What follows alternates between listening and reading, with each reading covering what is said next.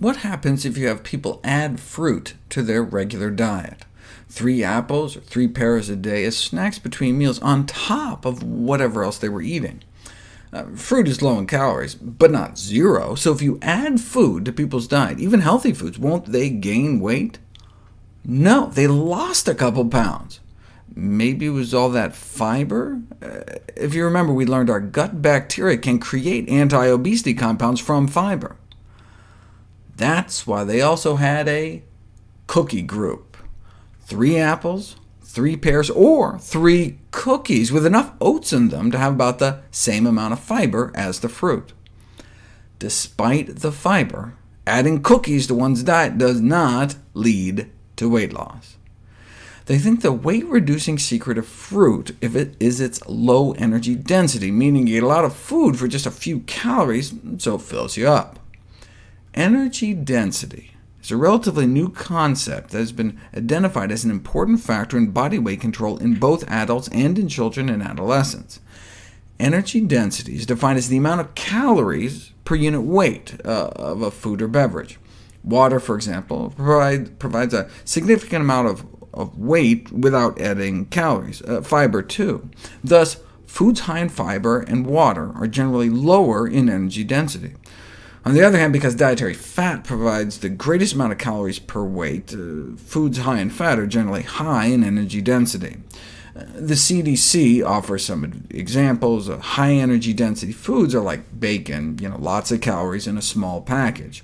A medium energy density food is like a bagel, and a low-density food typified by fruits and vegetables.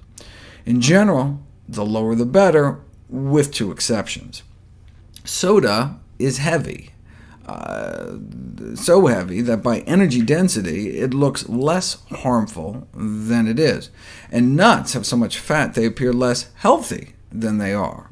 Otherwise, though, the science supports a relationship between energy density and body weight, such that consuming diets lower in energy density may be an effective strategy for weight control. This is because people tend to eat a consistent weight of food, so when there's less calories per pound, calorie intake is reduced.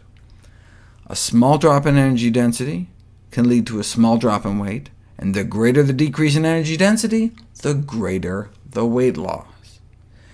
Energy density can be reduced in a variety of ways, such as the addition of fruits and vegetables to recipes, or by lowering the fat or sugar content. And indeed, that's how we evolved, eating predominantly low-energy density foods, such as fruits, vegetables, plants, and tubers, starch-filled roots like sweet potatoes.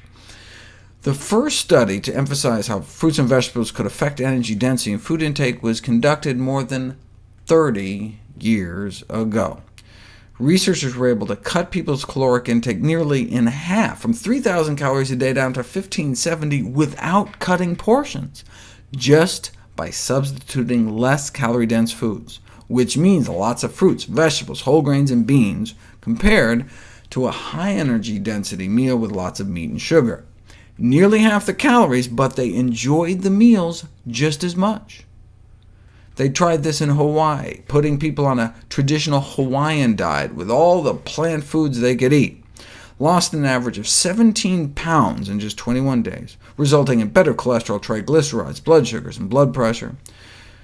Caloric intake dropped 40%, but not by eating less food. In fact, they lost 17 pounds in 21 days eating more food, 4 pounds of food. But because plants tend to be so calorically dilute, one can stuff oneself without getting the same kind of weight gain. And the energy density of foods is of interest for weight management, not only because it allows people to eat satisfying portions while limiting calories, but also because reductions in energy density are associated with improved dietary quality. For example, lower energy-dense diets associated with lower risk of pancreatic cancer.